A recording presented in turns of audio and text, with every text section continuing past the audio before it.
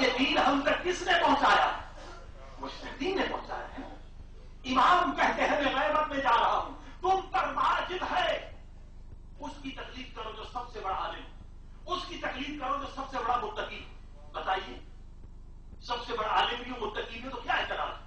ہم سب سے بڑے ڈاکٹر کے پاس جاتے ہیں، انسان کی فطرت ہے، عقل ہے، آئی اسپیشل سب سے بڑا اس کے پاس جاتے ہیں، بلڈنگ بناتے سب سے بڑے انجینئر کے پاس جاتے ہیں. تو قرآن حدیث اور امام کہتے ہیں اس کی تکلیف کرو، اس کا حکم مانو. اس کا حکم ہمارا حکم ہے. جس نے اس کی انسلٹ کی اس نے ہماری انسلٹ کی، جس نے نائب امام کی انسلٹ کی اس نے امام زمانہ کی انسلٹ کی. یہ کب تھا امام مجتہدین کے خلاف لعنتیں؟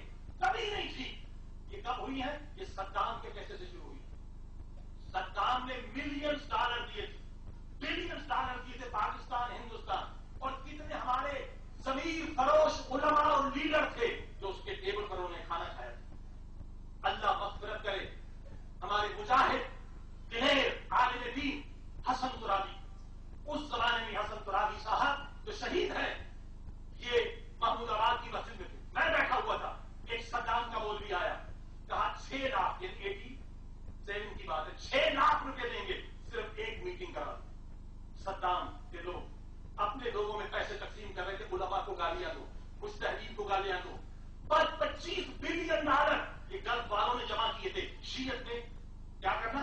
انتشار کرنا، شیعہ شیعہ سے لڑیں. آج وہی لوگ جو صدام کے دسترخوان پہ کھاتے تھے آج خود کو عزادار کہلا رہے ہیں. پہچانے ان چہروں کو، فوٹو موجود ہے، ویڈیو موجود ہے ان لوگوں کی جنہوں نے صدام کے ٹیبل پر کھانا کھایا ہے. وہ ٹیررسٹ جو 30 لاکھ شیعوں کا قاتل ہے، وہ صدام جس نے حسین کے روزے میں گولیاں چلائی. بتاؤ وہ گولیاں آنکھوں نے دیکھی ہیں، یہ عزادار ہیں. اس صدام کے ساتھ انہوں نے کھانا کھایا جو 30 لاکھ شیعوں کا قاتل، جو مولا حسین کے روزے میں گولیاں چلانے والا. عزیزوں بیدار ہو جائیے. آج وہی ٹولہ جو صدام کا نمک حلال تھا آج کیا کہتا ہے کہ فتنہ نیا پیدا کر دیا کہ جو تشہد میں علی ولی اللہ نہیں پڑھتا اس کی نماز باطل. اچھا علماء سے پوچھا گیا کہاں پڑھ سکتے ہیں؟ کوئی بات نہیں، علی ولی اللہ پڑھ لیں. دیکھا اس سے بھی جھگڑا نہیں ہوا، شیعہ شیعہ سے نہیں لڑے. پھر دوبارہ آئیں گے جو علی ولی اللہ تشہد میں نہیں پڑھتا وہ حرام زادہ ہے. مسئلہ ہے ان کا جھگڑا کرنا. اور مزے کی بات یہ ہے کہ یہ وہ بات کر رہے ہیں جو خود نماز بھی نہیں پڑھتے. پر بھائی کہ بھائی تم نماز تو پڑھو، علی ولی اللہ پڑھو، جتنے 12 اماموں کی گواہی پڑھو. کس نے منع کیا؟ شیعہ کو شیعہ سے لڑانے کی سازش ہے. بلین ڈالر خرچ ہوئے اور سادہ جوانوں کو منبر سے دور رکھ کے برین واش کرتے. آئے مجھ سے پوچھے جو بھی سوال. مقصر کسے کہتے ہیں؟ ہم کہتے ہیں محمد و آل محمد مخلوق نور ہے. اللہ نے جتنی طاقت انہیں دی ہے کائنات میں کسی کے پاس ہے. یہ مقصر ہے.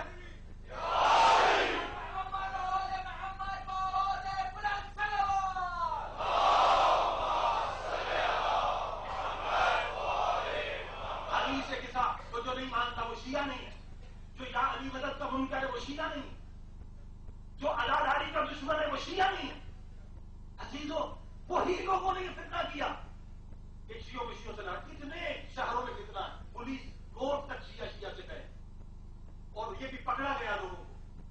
چکوال میں جلسے میں ایک ایسے ہی ذاتی ضمیر فروش نے مجتہدین پہ لعنت کروائی. کچھ لڑکے پکڑ کے لے گئے اور گن رکھ کے کہا کہ سچ بتا اس کام کے لیے تجھے کس نے لگایا؟ کہا فلاں جنرل نے ہمیں اس کام سے لگایا. میں اکیلا نہیں ہوں، 18 اور. یہ پوری ایک سازش ہے شیعہ کو شیعہ سے لڑانے کے لیے، سمجھیں.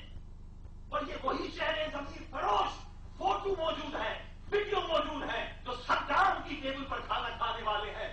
آج انہوں نے یہ ایک نیا مسئلہ اٹھایا ہے. علماء نے کہا پڑھ سکتے ہیں، کہا اب بھی مسئلہ نہیں ہوا. پھر کہانی جو نہیں پڑھتا مولانا سے کہا پڑھیں آپ بھی.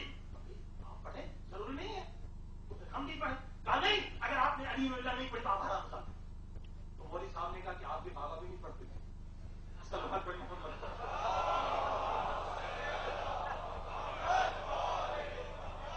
یہ فتنہ ہے میرے بھائیوں. جوانوں کو برین واش کیا جاتا ہے، کچھ حقیقت نہیں ہے. شیعہ کو شیعہ سے لڑانے کی تقلید نہیں تو شیعہ نہیں. مذہب ہمارا کس نے بچایا ہے؟ مجتہدین نے بچایا. بنی امیہ امریکہ سے زیادہ اسٹرانگ تھے, لاکھوں شیعوں کو شہید کیا, کیسے مذہب بچا؟ بنی عباس اس سے زیادہ اسٹرانگ تھے, لاکھوں شیعوں کو, کروڑ حاشیہ شہید ہوئے, کیسے مذہب بچا ہے؟ مجتہدین کی وجہ سے. یہ کیسنجر وزیر خارجہ امریکہ کا, وہ خود لکھتا ہے مضمون میں, شیعوں کے پاس 3 طاقتیں اور سنیوں کے پاس وہ نہیں, ورنہ سنی بھی انقلاب لانے میں کامیاب ہوتے. کئی سالوں سے مصر میں کوشش ہو رہی ہے, اردن میں, مگر ناکام ہے. کیوں؟ ان کے پاس 3 طاقتیں ہیں. شیعوں کے پاس 3 طاقتیں. وہ کیا طاقت؟ کہ شیعوں کے پاس ایک طاقت ہے کہ ان کا مرکز ایک ہے. آج یہ دشمنان اسلام مرکز کو توڑنا چاہتے ہیں, تقلید سے ہمارے نوجوانوں کو دور کرنا چاہتے ہیں. ان کا مرکز ایک. اگر ان کا اتنا حکم کر دے غلاموں کی چیزیں مت خریدو, تو 30 کروڑ شیعہ ہیں, تو ایک دن میں $30 کروڑ کا نقصان ہو سکتا. یہ ایک مرکز ہے ان کا, تقلید ہے. اور دوسری طاقت ان کے پاس ہومس ہے. ان کے مولوی کسی بادشاہ کے دربار میں جانے والے نہیں, آزاد اقتصادی نظام. تو شاہ ملعون نے کہا تھا ہمارے علماء سے گم آ کر کہ بھائی دیکھو, یہ سعودی عرب کا جو مولوی ہے امام کعبہ, وہ تو جمعے کے خطبے میں اپنے بادشاہ کا نام بھی لیتا ہے, تعریف بھی کرتا ہے, اور آپ ان کے لعنت دیتے ہیں. تو ہمارے علماء نے کیا جواب دیا؟ کہا اس میں اور ہم میں فرق ہے.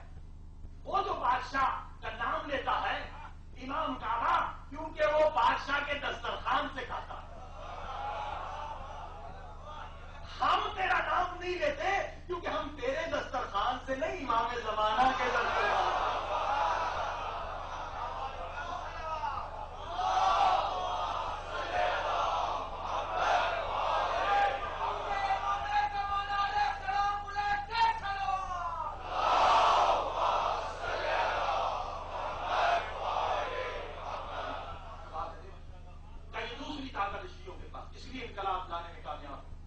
تیسری طاقت کیا ہے؟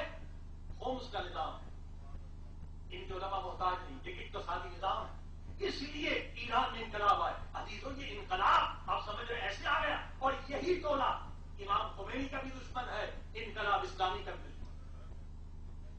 یہ وہی ٹولہ جو صدام کے ٹیبل پہ کھانے والا ہے, کس عظیم انقلاب کے مخالف ہے. آپ سمجھتے ایران کے انقلاب ایسے ہی آ گیا؟ سمجھیے, اگر کربلا نہ ہوتا تو ایران کا انقلاب, جن مجلسوں سے انقلاب, یقین جانیے اگر کربلا نہ ہوتا تو ایران کا انقلاب ہرگز نہ آتا. کیونکہ مائیں